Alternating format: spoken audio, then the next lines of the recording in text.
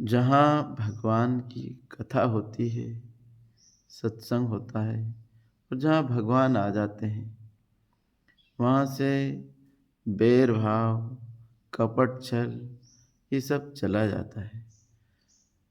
जैसे बाली और सुग्रीव में बड़ा भारी बैर था।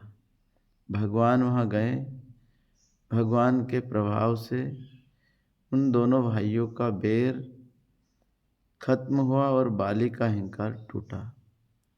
जब बाली का अहंकार टूटा तो भगवान ने बाली से कहा, अचल करो तनु राखो प्राणा, बाली कह सुन कृपा निधान।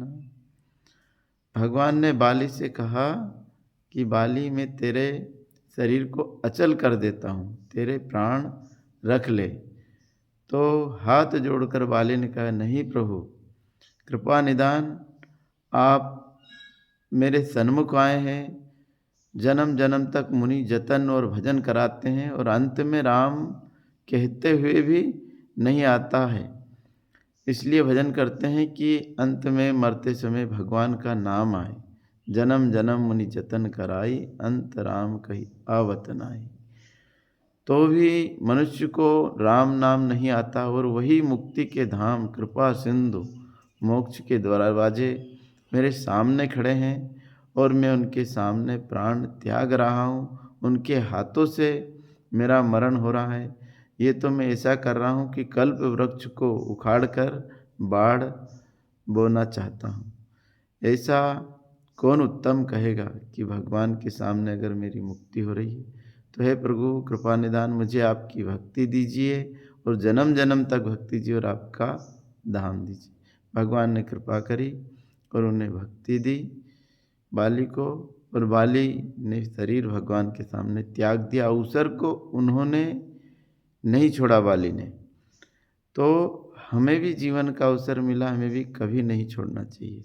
और इसका श्रेय बाली ने सुग्रीव को दिया कि सुग्रीव, मैंने जीवन भर तेरे से बैर करा, पर धन्य तू है कि तूने मुझे भगवान से मिला दिया, मुक्ति का दरवाज़ा मुझे प्राप्त करा दिया।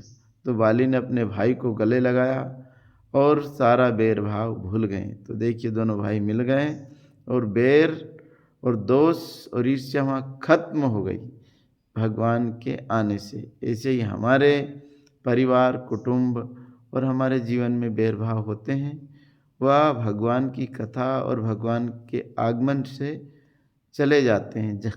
जहाँ सुमति वहाँ संपत्ति नाना। तो हम जब सत्संग भजन करते तो हमारी सुमति हो जाती है, वहाँ भगवान का वास हो जाता है, वहाँ माया का प्रभाव हट जाता है। इसीलिए अपने जीवन में परमात्मा को उतारें।